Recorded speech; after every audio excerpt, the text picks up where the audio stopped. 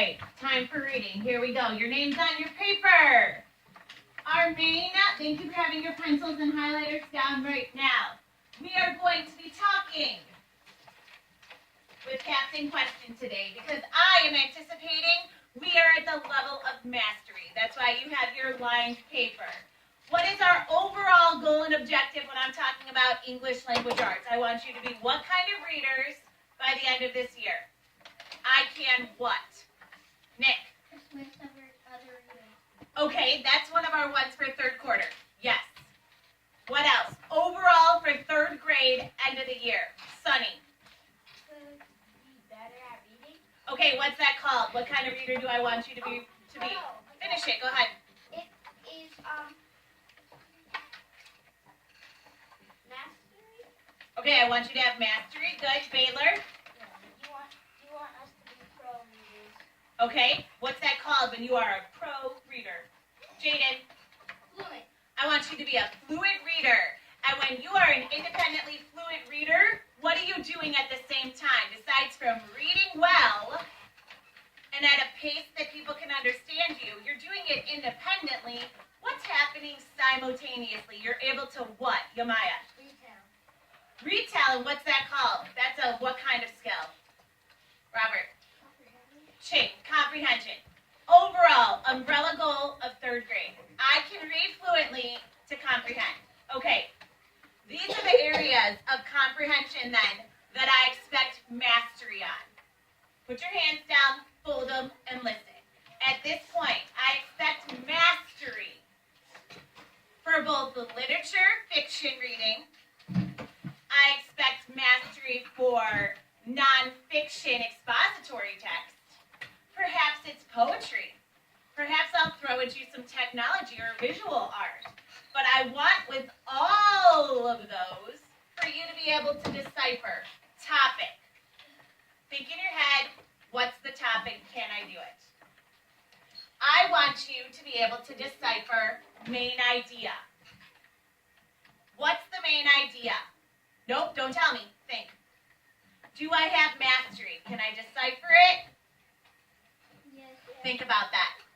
Then, once you have the main idea, am I able to find that evidence, CSI Gooden style, and then find that that main idea is guilty of being the main idea with the supporting details that are evidence? I want you to be able to decipher author's purpose.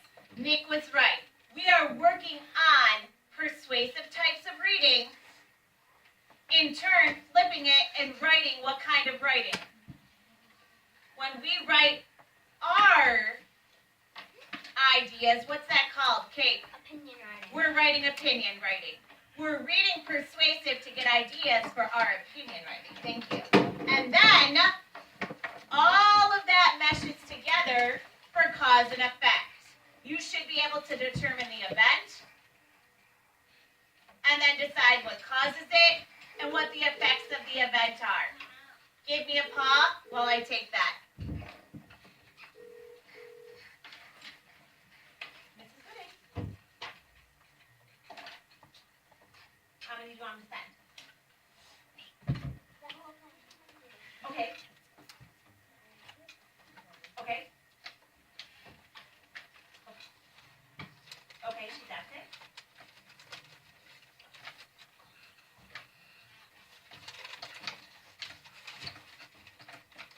Okay.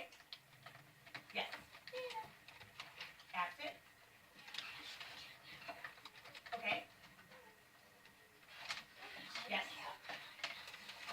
Okay. Thank you. Okay. Thanks. Bye.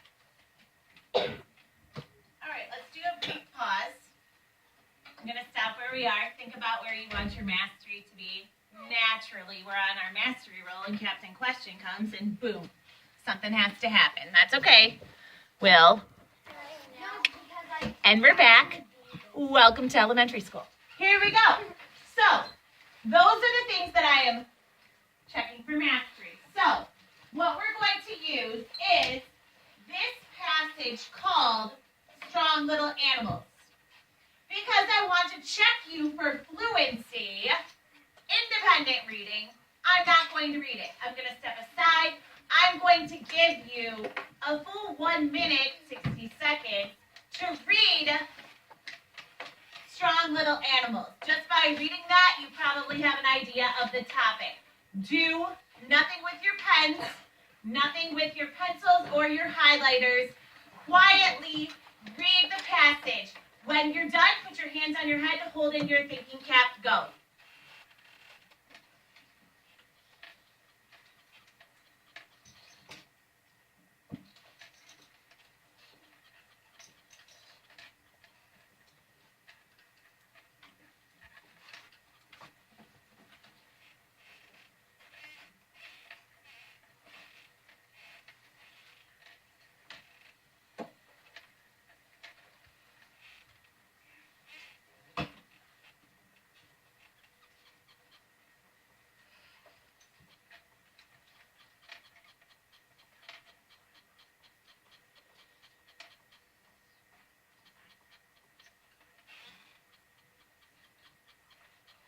Remember, eyes are forward. You're reading the passage. When you're done, your hands are on your head to signal to me, yes, Mrs. Gooden, I've read the entire passage through. We're sitting quietly.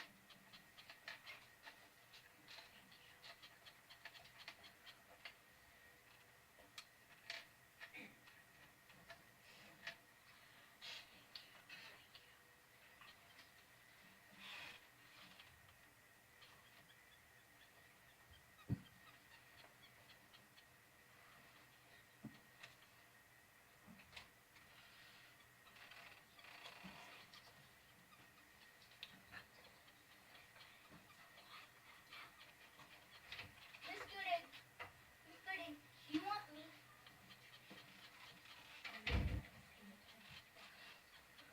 Walking feet.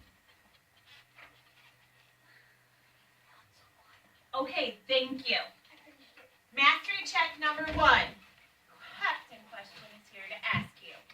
Just by looking at the first part, you should master what the topic is. When I'm talking about topic, cheat sheet, broad, overall general idea, I'm not going to have you write this. Somebody tell me what you think the broad overlying topic of this passage is. Quiet hands, get my answers. Mary. Strong little animals. Okay, strong little animals, animals. Bam. This is what I want you to do next. Someone tell me, what is a main idea of text? Not this main idea in general. When I'm saying, hey, tell me the main idea, what am I asking for? What by definition is main idea? Ivan. What the story is about. Specifically what the story is about. Generally speaking, not held by terms of law, but generally speaking, where can we find the main idea? Where? Savannah. It mostly in the first passage. The first paragraph. Yeah, the first paragraph. When we're talking about the first paragraph, we frequently then are talking about what? When we're writing our opinion writing, what do I talk about in this first paragraph? What do I want to spy in that first paragraph? What do I want to spy in that first paragraph? What do I talk about in that first paragraph? When you're writing your opinion writing, we wrote some yesterday. What do I want to see? Darius. It's your introduction. What is building an amazing introduction for opinion writing? A what and a what? Somebody tell me. Baylor, first we have a what? I know it's something that starts with a. Find a resource in the room where you can cheat and look.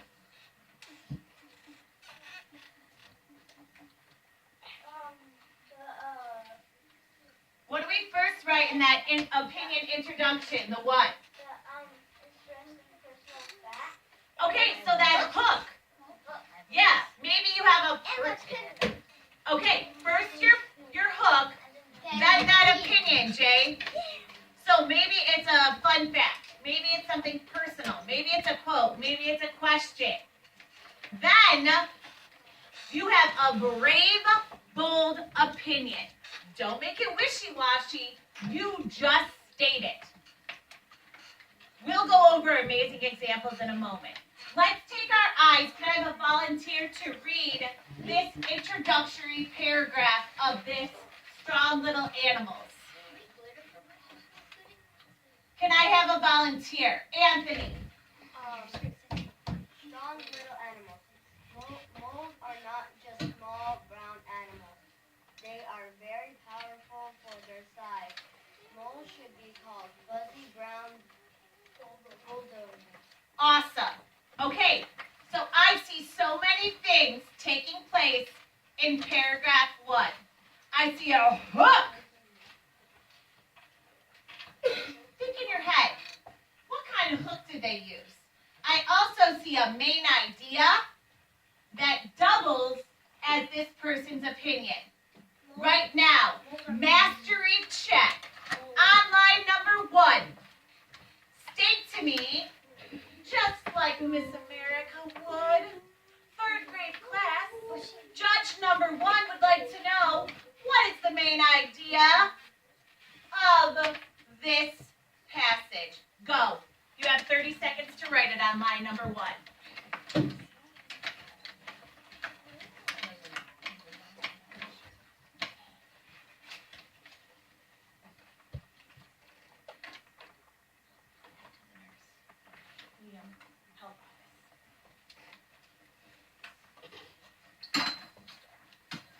Think about what it means when I say to Miss America.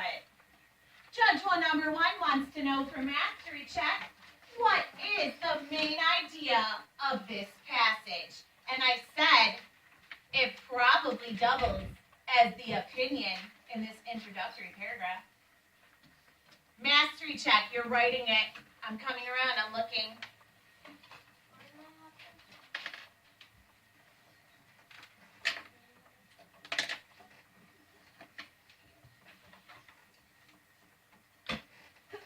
Wow.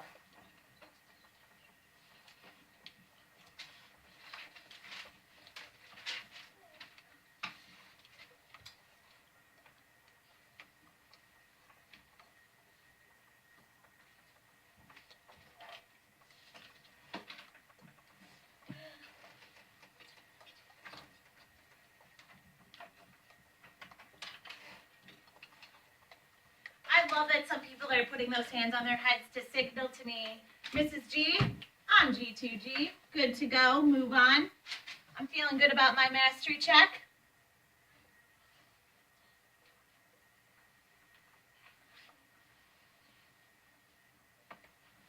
As you feel comfortable that you've had that main idea, judge number 2, who also happens to be CSI agent Mrs. Gooden, is going to ask the next question, and you can start investigating. Please support your main idea with evidence from the text that says, my main idea is indeed whatever you stated it to be. Show me main ideas.